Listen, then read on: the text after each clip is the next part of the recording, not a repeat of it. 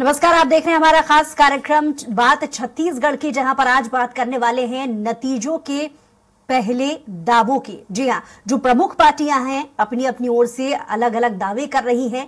5 राज्यों में वोटिंग खत्म हो जाने के बाद सभी की नजरें सर्वे एजेंसियों के एग्जिट पोल पर थी, जो अब सामने आ चुकी है। ज्यादातर एग्जिट पोल में छत्तीसगढ़ में कांग्रेस फिर से सत्ता पर काबिज होती हुई नजर आ रही है। वहीं बीजेपी को 36 से 46 सीटें मिलने का अनुमान है। हालांकि एग्जिट पोल से इतर दोनों ही प्रमुख पार्टियों के अपने अपने दावे और दलीलें हैं और दोनों ही सूबे में बहुमत के साथ सत्ता में आने का दम भर रही हैं। देखिए पहले ये हमारी खास रिपोर्ट, फिर उसके बाद चर्चा की शुरुआत। एग्जिट पोल से निकले बड़े सियासी संदेश। छत्तीसगढ़ में नतीजों से पहले जीत के दावे हुए तेज। कांग्रेस बीजेपी किसे मिलेगा जनादेश।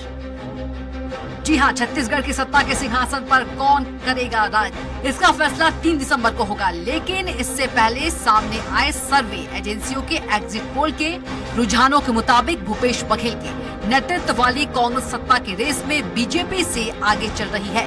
हालांकि आंकड़ों के अनुसार बीजेपी कांग्रेस को कड़ी टक्कर देती हुई दिख रही है। एग्जिट पोल के नतीजे बताते हैं कि राज्य में कांग्रेस को बढ़त तो मिलेगी, लेकिन यहाँ टक्कर काटेगी है, यानी प्रतिद्वंदी बीजेपी भी रेस में बहुत पीछे नहीं है। वहीं सीएम भूपेश बघेल का कहना है एग्जिट पोल को अभी आने दीजिए, परिणाम कुछ और आएंगे। किसान और जनता का भरोसा कांग्रेस के साथ है। वहीं बीजेपी का कहना है चुनावी नतीजे इससे अलग होंगे, हम स्पष्ट बहुमत के साथ सरकार बनाने में कामयाब होंगे। 7 एग्जिट पोल में किसी का आंकड़े एक आध समानता है, लेकिन 2 दिन बाद वो सभी पोल जो है एक समान होंगे। तो एग्जिट पोल चलने दीजिए, लेकिन सरकार हमारी बनेगी, भारी बहुमत से बनेगी। 57 है ना, वो 75 इधर उधर होगा। छत्तीसगढ़ के संदर्भ में एक बात स्पष्ट है कि कांग्रेस और कांग्रेस की वर्तमान स्थिति में जो गिरावट आई है, 69 सीट से गिरते गिरते 3-4 एग्जिट पोल ने उनको 40 और 42 तक मिनिमम दिखाया है। इसका मतलब ये है कि जो कांग्रेस और कांग्रेस के वोटों के प्रतिशत में जबरदस्त गिरावट आई है और वो आखिरी 40 और 42 तक जाकर रुक रहा है। अब किसके दावों में कितना दम है और एग्जिट पोल कितने सच साबित होंगे, इसका पता तो 3 दिसंबर को चुनावी नतीजे सामने आने के बाद ही पता चलेगा। लेकिन तब तक अपनी अपनी जीत के दावों और प्रति दावों का यह दौर बदस्तूर जारी रहेगा। रायपुर से स्वराज एक्सप्रेस के लिए हेमंत शर्मा की रिपोर्ट। तो चर्चा के लिए हमारे साथ बेहद ही खास मेहमान, विशेष पैनल हमारे साथ जुड़ा हुआ है। सुनील चौधरी जी बीजेपी से प्रवक्ता हैं, साथ ही वंदना राजपूत जो कि कांग्रेस से प्रवक्ता हैं। आप दोनों ही मेहमानों का बहुत बहुत स्वागत है। सबसे पहले रुख वंदना जी से की तरफ करूंगी। वंदना जी, जिस तरीके से दोनों ही प्रमुख पार्टियां अपनी अपनी ओर से दावे कर रही थी, लेकिन एग्जिट पोल, जो सभी एजेंसियां एग्जिट पोल में जो नतीजे हैं वो कांग्रेस की तरफ झुकाव देते हुए नजर आ रहे हैं, इस पर एक रिएक्शन पहले आपसे। देखिए, जनता ने मोदी की गारंटी को नकार दिया है।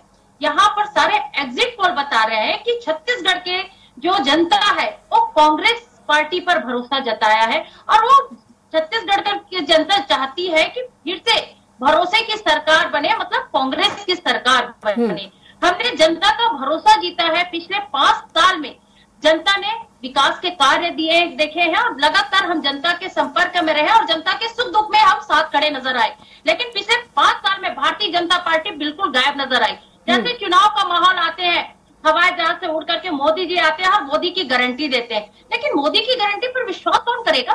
या वही मोदी जी है जो 2014 में गारंटी दिए थे 100 दिन में महंगाई कम होगा, 2 करोड़ प्रति वर्ष मैं बेरोजगारों को रोजगार दूंगा, सबके खाते में 15-15 लाख आएंगे, किसानों की इनकम दुगुनी होगी। सब जुमलेबाजी निकला। तो छत्तीसगढ़ की जनता नहीं चाहती कि यहाँ पर जुमलेबाजी की सरकार बने। और सबसे बड़ी बात आप देखेंगे कि हम एक ऐसे देश में रह रहे हैं जो प्रधानमंत्री एक राज्य के मुख्यमंत्री को हराने के लिए कंटिन्यू छत्तीसगढ़ में उसका दौरा बना रहा है। आप देखते हैं। लेकिन वंदना जी, आपको नहीं लगता कहीं ना कहीं प्रभाव तो पड़ा है? प्रभाव इसलिए पड़ा है क्योंकि 36 से 46 सीटें मिलने का अनुमान बहुत सारे ऐसे सर्वे, बहुत सारी एजेंसी हैं वो दिखा रही हैं। आपको नहीं लगता कि पिछले चुनाव की तुलना में इस बार बीजेपी बहुत अच्छी परिस्थितियों और स्थितियों में है, और जिस तरीके से प्रचार प्रसार को छोड़ दीजिए, जिस तरीके से घोषणा पत्र के वादों पर चुनाव लड़ा गया है, उसका प्रभाव जनता के बीच में हुआ है?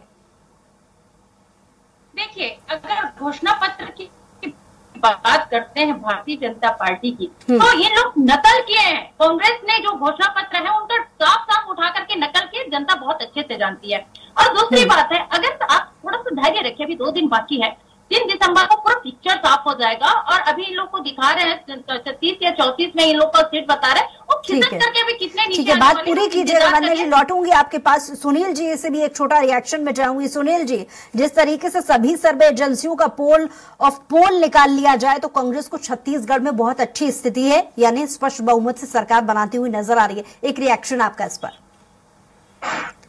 जी, जय जोहार, जय छत्तीसगढ़। देखिए, जो कांग्रेस 75 प्लस 80 प्लस ऐसी बात करती थी, वो कांग्रेस अब 40-45 में सिमटती नजर आ रही है। वो कांग्रेस का ग्राफ कितना गिरा है, और छत्तीसगढ़ में कांग्रेस का ग्राफ जितनी तेजी से गिरा है और भाजपा का जितनी तेजी से बढ़ा है, उसका जो पीक पॉइंट है वो भारतीय जनता पार्टी के पक्ष में होगा।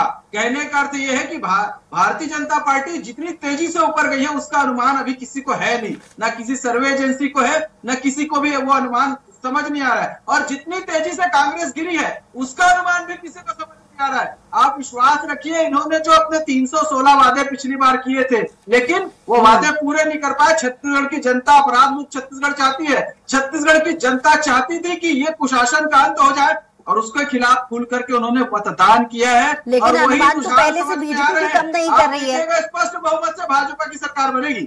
मुझे याद है कि आप ही के जो नेता है पिछले कुछ दिनों में लगभग हर प्लेटफॉर्म पर जो बड़े दिग्गजों की कुछ देर पहले हमने अपने पैकेज में पूर्व मुख्यमंत्री रमन सिंह की भी बाइट सुनाई अपने दर्शकों को, जहां पर वो बहुत अच्छी उम्मीदें, बहुत अच्छे आंकड़ों के साथ में ये आश्वस्त होते हुए नजर आ रहे हैं। ये कॉन्फिडेंस के साथ में वो कह रहे हैं कि सरकार वो भी बना रहे हैं।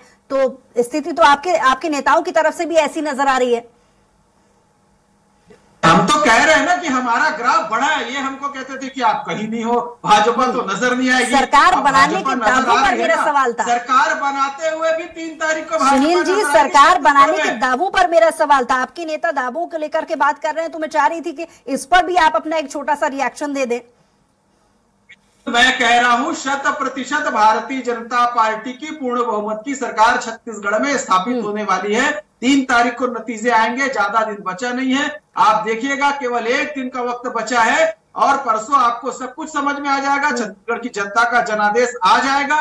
जनादेश भारतीय जनता पार्टी के पक्ष में होगा। इनकी आताताई सरकार को देखिए, दावे तो दोनों ही पार्टियां कर रही हैं, लेकिन बिना क्या है वाली सरकार है उसको खाल ठीक है सुनील जी, दावे तो दोनों ही पार्टियां कर रही हैं, लेकिन बिना इसके पीछे क्या है इसका जवाब भी मैं आपसे लूंगी। वंदना जी से इस पर रिएक्शन जान लेते हैं। वंदना जी, बहुत कुछ अभी बातें सुनील जी कह रहे थे, बहुत ध्यान से मुझे लगता है आपने सुना होगा, लेकिन सवाल आपकी पार्टी से भी है कि बहुमत की सरकार बनाने के दावे कांग्रेस शुरुआती वक्त से कर रही है। हालांकि ये अच्छी बात है कि तमाम जो एजेंसियां हैं वो एग्जिट पोल में कांग्रेस को बहुत अच्छी स्थिति दिखाती हुई नजर आ रही हैं। दावे तो कांग्रेस के भी हैं, लेकिन दावों की बिना क्या है? क्या लगता है कौन सा फॉर्मूला जो जनता के बीच रिएक्ट कर गया? देखिए, पिछले 5 साल में हमने जो काम किया है, जनता उस पर भरोसा जताया, और जनता को लगता है कि ये कांग्रेस पार्टी है जो वादा करती है वो वादा पूरा करते हैं। जैसे पिछले हमने घोषणा पत्र में किया था किसानों का ऋण माफ, तो अभी भी वर्तमान में घोषणा पत्र में है। तो किसानों को लगता है कि नहीं, कांग्रेस ने कहा हम बात करते हैं, यहाँ पर महिलाओं की बात करते हैं, तो देखते हैं कि महिलाओं के लिए जो गृह लक्ष्मी योजना है तो डायरेक्ट उनके खाते में 15,000 प्रति वर्ष जाएंगे। या गैस सिलेंडर की बात करते हैं, ये भारतीय जनता पार्टी और कांग्रेस में क्या अंतर मैं आपको बताती हूँ। गैस सिलेंडर की बात करते हैं, ये लोग तो सिर्फ बीपीएल परिवारों को ये लोग बोलते हैं कि हम 500 रुपए में गैस सिलेंडर देंगे ताकि, और अन्य परिवार को इनका लाभ नहीं मिल पाएगा। लेकिन कांग्रेस पार्टी ने साफ कहा है कि प्रत्येक परिवार के महिलाओं के जिसके नाम पर गैस सिलेंडर का कनेक्शन है, उन सभी परिवार को, नहीं बीपीएल इसमें देकर ध्यान रखा जाएगा, नहीं ऊपर न नीचे, न गरीब न किसी का नहीं, सबको इसका लाभ मिलेगा। और सबसे बड़ी बात है, क्योंकि हमारे छत्तीसगढ़ में किसान रहते हैं, और जिस देश में या जिस प्रदेश में किसान या अन्नदाता खुश है। मतलब आप समझिए कि उस प्रदेश की तरक्की लगातार होती जा रही है और छत्तीसगढ़ में हमारे किसान अन्नदाता लगातार खुश है, किसानों की तरक्की हो रही है। अगर किसानों की तरक्की हो रही है तो छत्तीसगढ़ की तरक्की हो रही है, हम बहुत अच्छे से जानते हैं। और किसानों ने भरपूर यहाँ पर कांग्रेस पर भरोसा जताया है। और किसान की बात नहीं करती हूँ, यहाँ पर बच्चों ने भी भरोसा जताया, क्योंकि किसी भी परिवार का दो चीज में बहुत अधिक खर्च होता है। एक तो पहला होता है शिक्षा में और दूसरा होता है चिकित्सा में। इन दोनों चीजों को लेकर के कांग्रेस ने यहाँ पर, लेकिन वंदना जी कहीं ना कहीं ये तो मानिएगा कि कांटे की टक्कर देने में बीजेपी ने कोई कोर कसर नहीं छोड़ी है। क्योंकि देखिए, बात असर की मैं यहाँ पर कर रही हूँ, हमने देखा कि पिछले 2018 के चुनाव को उठाकर के देख लिया जाए, बीजेपी बहुत बुरी स्थिति में थी, जबकि पिछले 3 बार से वो सरकार बनाती आई थी। बहुत अच्छा कंपटीशन यहाँ पर कांग्रेस ने दिया और सरकार बनाई, थोड़े बहुत नहीं, बहुत अच्छे खासे अंतर से, जहां पर 65 सीटों के भी पार यहाँ पर स्थिति कांग्रेस की थी। आपको नहीं लगता पिछली बार की तुलना में इस बार बीजेपी ने बहुत अच्छा, जो अभी तक एग्जिट पोल के आंकड़े सामने आए हैं उसमें बहुत अच्छी स्थिति में, यानी डैमेज कंट्रोल की बात की जाए तो आपको नहीं लगता बहुत लाइटली बीजेपी को बतौर चुनावी यहां पर मुकाबले देख लिया है कांग्रेस ने? ये चुनाव के पहले यहाँ पर भारतीय जनता पार्टी को बिल्कुल जनता ने नकार दिया। तो भारतीय जनता पार्टी की चतुराई देखिए, यहाँ पर महतारी वंदन के नाम पर महिलाओं को ठगा गया ताकि हम जनता के बीच में जाए और हम अपनी बात रख सकते हैं। आपको भी मालूम होगा, बार बार ये डिबेट में भी चला है कि महतारी वंदन के नाम से कैसे महिलाओं को ठगा गया है, और यही हाल छत्तीसगढ़ में किसानों के साथ भी हुआ है। तो आप यकीन मानिए इन लोग यहाँ पर, आपकी बातों का जवाब ले लेते हैं सुनील जी से। सुनील जी, अभी तक आपने वंदना जी को सुना, वंदना जी कह रही हैं, वो योजनाएं भी गिना रही हैं कि क्या फॉर्मूला असर कर गया जनता के बीच, और फिर एक बार से कह रही हैं कि काका फिर से बनेंगे सूबे के आका। इस क्यों बनेंगे, इसके उदाहरण उन्होंने गिना दिए हैं, आप क्या कहेंगे? मैं चाहूंगा कि वो भी बड़ी शांति से सुन लें। अभी सिलेंडर के लिए कह रहे थे एपीएल बीपीएल, अरे आप तो कोविड के टीकाकरण में एपीएल बीपीएल करने लग गए थे, आपकी स्थिति क्या हो गई थी? और आप कह रहे सिलेंडर देंगे। आपकी घोषणा है पिछले बार की 4 सिलेंडर देने की, महिलाओं को प्रति महिलाओं को 500 रुपया हर माह देने की आपकी घोषणा है। भूल जाते का 316 वादे पढ़ भी लिया करो भाई, वो वादों को पढ़ो। तो आपने नियमितीकरण कहा था, आपने शराबबंदी कहा था, आपने तो ऐसे ऐसे वादे कर दिए थे कि जिन वादों को आपको खुद को पता नहीं कि आपने कर दिए थे। 316 वादे कहाँ गए? क्या हुआ? तेरा वादा हो गया छत्तीसगढ़ में। जनता ने देखा है, जब लोग नंगे दौड़ने पे मजबूर हो जाते हैं, जब किसान आत्महत्या करने पे मजबूर हो जाता है, जब यहाँ का मंत्री कहता है कि छत्तीसगढ़ का बलात्कार छोटा है और बाहर होता है वो बड़ा है, तो जनता का जनादेश क्या होगा ये जनता ने दिखा दिया। ये एग्जिट पोल जो है ना, ये तो अनुमान है, निश्चित रूप से अनुमान है, लेकिन इसमें वैज्ञानिकता है और भारतीय जनता पार्टी सरकार के करीब लेकिन आप ये सिर्फ अनुमान नहीं है, लेकिन भाजपा सवाल ये भी है कि ये भारतीय जनता पार्टी बहुत हद तक हर बार स्वराज एक्सप्रेस भी जो अपने सर्वे एजेंसी जो अभी तक एग्जिट पोल दिखाते आया है, 2018 के समय की भी बात कर लीजिए और अभी की भी बात कर लीजिए, बहुत सटीक ही आंकड़े, ये सिर्फ आंकड़े नहीं है, इससे बहुत ही नजदीक ही सीटें होती हैं। और ऐसी एक नहीं बल्कि 8-9 ऐसी एजेंसियां हैं जिन्होंने हर बार जो आंकड़े दिए हैं काफी हद तक उससे करीबी होते हैं चुनावी नतीजे। देखिए, आपका जो एग्जिट पोल है वो 76 से 80% तक के उसका आया है कि इतने सही होते हैं, 20% थोड़ा ऊपर नीचे होता भी है। बीजेपी इस बार 35 से 44 सीटें ला रही है। जो स्वराज एक्सप्रेस विदुर एजेंसी से जो सर्वे करा करके लेके आया है उसमें 35 से 44 सीटें ला सकती है बीजेपी। आपको नहीं लगता? क्योंकि देखिए आप जवाब दे रहे हैं, इसलिए सवाल आप ही से है। पहले चलिए इसी बात का जवाब जान लेते हैं, क्योंकि बार बार हर प्लेटफॉर्म पर बीजेपी ये कहती आई है कि डबल इंजन की सरकार, ठीक है, अगर 2018 में थोड़ा पीछे वक्त की अगर बात कर रहे हैं तब भी नुकसान उठाना पड़ा, डबल इंजन की सरकार का फायदा क्यों पिछली बार बीजेपी को नहीं हुआ? दूसरी एक चीज, जब आपके पास केंद्र में सरकार है, उम्मीद ये की जा रही थी, बड़े बड़े केंद्र के बड़े चेहरे चुनावी कैंपेन में जब पहुंच रहे थे तो ये उम्मीद की जा रही थी कि जो एग्जिट पोल के आंकड़े हैं इससे बहुत ज्यादा बीजेपी इंप्रूव करेगी, लेकिन ऐसा भी यहां पर होता हुआ नजर नहीं आ रहा है। एग्जिट पोल के आंकड़े जो दिखा रहे हैं उससे बहुत ज्यादा बीजेपी आगे है।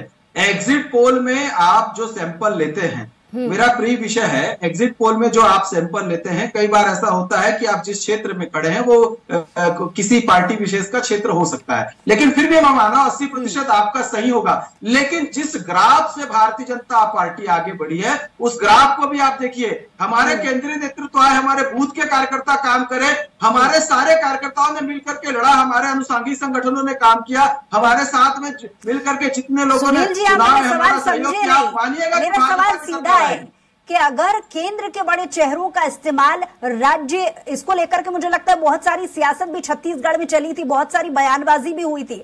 जब इतना दम भरा जा रहा था केंद्र के बड़े चेहरों को लेकर के, जब मैदान में उतारा गया था चुनावी कैंपेन में, तो उम्मीद की जा रही थी कि इससे और ज्यादा बेहतर नतीजे हो सकते हैं, बहुत ज्यादा अच्छे परिणाम आ सकते हैं। ऐसा होता हुआ क्यों नहीं नजर आ रहा है? आप समझिए, एग्जिट पोल केवल अनुमान है, अभी आप इसको नतीजे अनुमान को लेकर ही मैं बात कर रही हूँ। लगभग हर एजेंसी, वही तो मेरा सवाल है, आप मेरा सवाल ही नहीं समझे। वही तो मेरा सवाल है। सवाल समझ रहा हूँ। आप ये कह रहे हैं कि एग्जिट पोल में बढ़ा हुआ आना चाहिए था, तो एग्जिट पोल में बढ़ा हुआ आया ना। हम 15 सीट से 44-46 दिख रहे हैं ना, लेकिन नतीजों में हम और ऊपर जाने वाले हैं। यही तो आपका उत्तर। ठीक है, इस पर रिएक्शन ले लेते वंदना जी से। वंदना जी जवाब दीजिए। अभी तक आपने सुनील जी को सुना, कितना इत्तेफाक उनकी बातों से आप रखती हैं? देखिए, मुंगेरी लाल के हसीन सपने हैं, ये हसीन सपने देख सकते हैं, और 3 तारीख के इन लोगों का जो सपना है वो टूटने वाला है, क्योंकि छत्तीसगढ़ की जनता भरोसे की सरकार चाहती है और इस तरह से जुमलेबाजों की सरकार नहीं चाहती है। और सबसे बड़ी बात, छत्तीसगढ़ में कांग्रेस की सरकार ने इतने जनहित के काम किए हैं, ऐतिहासिक काम किए हैं, जनता करना चाहती है। दूसरी बात, महिलाओं को मिलेगा, 4 सिलेंडर मुफ्त मिलेगा, निजीकरण कर देंगे, शराबबंदी कर देंगे, फुटपाथ खोल देंगे, पेंशन दे देंगे। ये सब जुमलेबाजी करते रहे आप 5 साल। उसके बाद भ्रष्टाचार में आ गए, भ्रष्टाचार शुरू कर दिए। तो कहाँ हुआ? आप कहीं नहीं हो।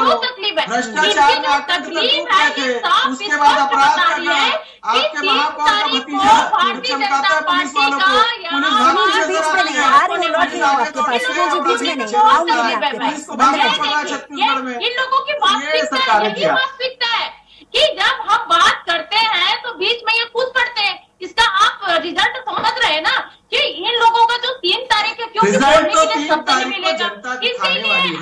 आराम से बैठिए आप लोग, आराम से बैठिए। अब आपके आराम करने का वक्त आ गया। 25 साल आराम करेगा कांग्रेस, 25 साल छत्तीसगढ़ में आराम करने वाली। कांग्रेस की सरकार बनने वाली है। छत्तीसगढ़ में कांग्रेस को कोई व्यक्ति पसंद नहीं कर रहा है, इसलिए भाजपा का ग्राफ बढ़ा हुआ दिख रहा है।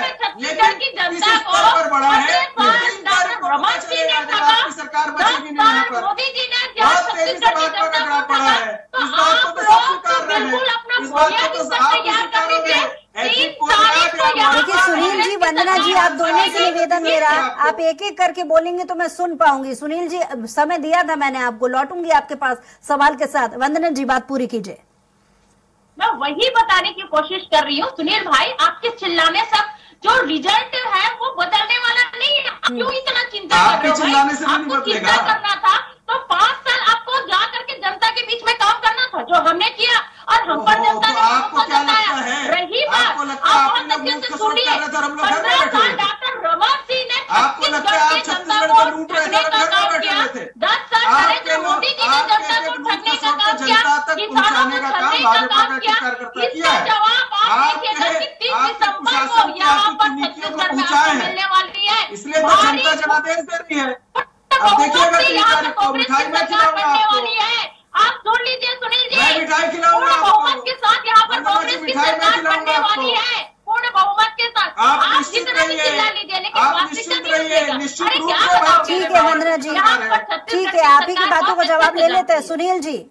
सुनील जी, आप बहुत समय से कुछ कहना भी चाह रहे थे, और मैं चाह रही थी कि क्योंकि कुछ देर पहले बात यही चल रही थी दावों को लेकर, बिनाह को लेकर के सवाल जब मैंने वंदना जी से पूछा तो आपसे इसका जवाब रह गया था कि बीजेपी दावे तो कर रही है अपनी ओर से भी कि वो भी बहुत अच्छा स्थिति में है और सरकार बना सकती है, ऐसे बहुत सारे दावे हैं। घोषणा पत्र के वादों को की बिनाह पर चुनाव लड़ा है बीजेपी ने भी, तो और ऐसी क्या क्या वजहें हैं, बिनाह क्या हैं जिनकी वजह से चुनाव लड़ा बीजेपी ने और अच्छी स्थिति के दावे कर रही है?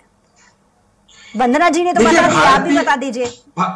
भारतीय जनता पार्टी का कार्यकर्ता बूथ स्तर पर मेहनत किया है पूरे 5 साल। ये इनको तो समझ ही नहीं आ रहा था, कहते थे भाजपा घर में थी। भाजपा एक एक घर में और एक एक व्यक्ति के बीच में थी। हम अपने कार्यकर्ताओं के दम पर लड़ते हैं, हम अपने कैडर के दम पे लड़ते हैं, और ये पैसे और प्रभाव के दम पर लड़ते हैं। ये बेसिक अंतर है भाजपा और कांग्रेस में। इनके पास झंडा लगाने के लिए भी पैसे से कार्यकर्ता मंगाए जाते हैं, लोगों को दिहाड़ी मजदूर लाते हैं। हमारे कार्यकर्ता काम करते हैं। हम लोग लगातार 365 दिन रहे फील्ड पर, और हम लोगों ने जनता के बीच में बात रखी, इनके कुशासन की बात रखी, इनकी वादा खिलाफी रखी, और जनता के मुद्दों को लेकर के संघर्ष किया। भूल गए प्रधानमंत्री आवास को लेकर के कहते तो बम फेंकना पड़ा था आप लोग को। भूल गए मुख्यमंत्री निवास युवा मोर्चा पहुंच गया था दरवाजे तक। भूल गए कि एक एक विधायक मंत्री को हमने घेरा था। अरे भूल गए हमने आपके नाक में दम कर दिया था, और तभी तो हम सरकार के करीब पहुंच रहे हैं और सरकार बना रहे हैं। अभी तो अनुमान है, अनुमान यदि इतना ऊपर है तो किस अंदाज में बड़े होंगे। सुनील जी एक और रिएक्शन है आपसे चाह रही हूँ कि वो भी मिल जाए सुनील जी, क्योंकि आप दावे एक बार फिर से अच्छी स्थिति को लेकर के कर रहे हैं। सुनील जी सवाल सुन लीजिए। सुनील जी, एकात्म परिसर के सामने की सड़क बन गई है, डामरीकरण हो गया, नई सड़क बन गई है। सुनील जी समझ लीजिए कि विजय जुलूस वहीं से निकलने वाला है।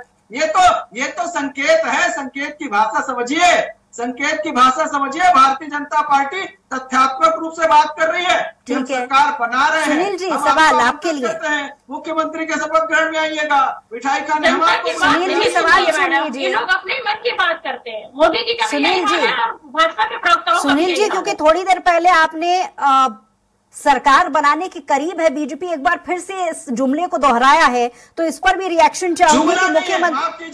सुन लीजिए, सवाल पूरा हो लेने दीजिए। आप जुमला शब्द उपयोग मत करिए। बिल्कुल मैं कर सकती हूँ, बिल्कुल मैं कर सकती हूँ, मैं पत्रकार हूँ, मैं आप ही के जो मुझे ऐसे बोलना नहीं चाहिए, लेकिन आपको भी ऐसा नहीं बोलना चाहिए। देखिए, अगर आपकी तरफ से मुझे कोई स्टेटमेंट मिला है तो मैं बिल्कुल उसे जुमला कह सकती हूँ, और आप कोई नहीं होते ये कहने वाले। आप पार्टी के प्रवक्ता हैं, अपनी पार्टी को रिप्रेजेंट करते हैं, ये आपका काम है, और मैं एक पत्रकार हूँ, ये मेरा सवाल पूछने का अधिकार है। मैं आपसे सवाल पूछ रही हूँ, ये तरीका नहीं चलेगा। सुनील जी, मैं पत्रकार हूँ, मैं आपसे सवाल कर रही हूँ, आप कृपया करके उसके सवाल का जवाब दीजिए। पत्रकार है, पर आप ऐसे शब्द का आपकी तरफ से मुझे कोई स्टेटमेंट मिलेगा तो उसे मैं जुमला कह सकती हूँ, ये आप नहीं कह सकते कि मैं उसे नहीं कह सकती हूँ। याद है ना आपको तो आप सवाल से बच रहे हैं, आप तो सवाल ही नहीं सुन रहे हैं। मैं आपसे सवाल पूछ रही हूँ, आप सवाल का जवाब देने के बजाय आप मेरे स्टेटमेंट को कोट कर रहे हैं। आप सवाल का जवाब दीजिए ना, ऐसे नहीं चलेगा। मैं आपके पास लौट रही हूँ। वंदना जी, कांग्रेसियों की भाषा बोल रहे हैं। वंदना जी, कांग्रेस के प्रवक्ता की वंदना जी, आपसे मेरा सवाल, भूपेश बघेल भी दावे कर रहे हैं कि उनकी सरकार बन रही है। उन्होंने कहा कि एग्जिट पोल अभी आने दीजिए, परिणाम कुछ और आएंगे। तो आपकी पार्टी की तरफ से समझना चाहूंगी, इस पूरे जुमले का क्या अर्थ निकाला जाए? देखिए, जो अभी जैसे कि 57 एग्जिट पोल को बता रहा है, तो आप अगर उसको थोड़ा सा ऐसे करके देखेंगे तो ये 75 बता रहा है।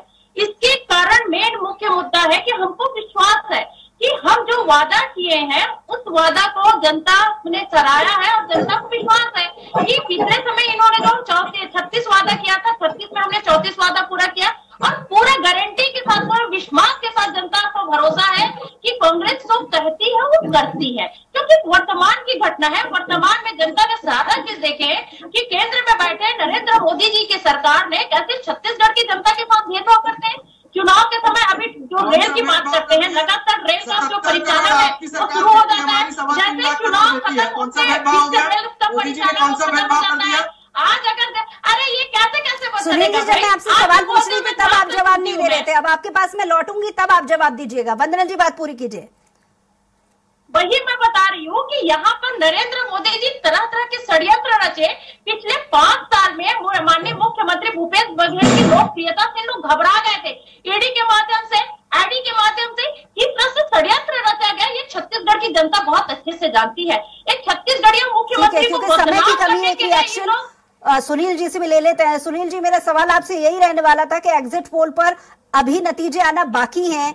ये जो स्टेटमेंट मुख्यमंत्री भूपेश बघेल ने दिया है, इस पर क्या रिएक्शन आपका, क्योंकि दावे आपकी पार्टी की तरफ से भी किए जा रहे थे?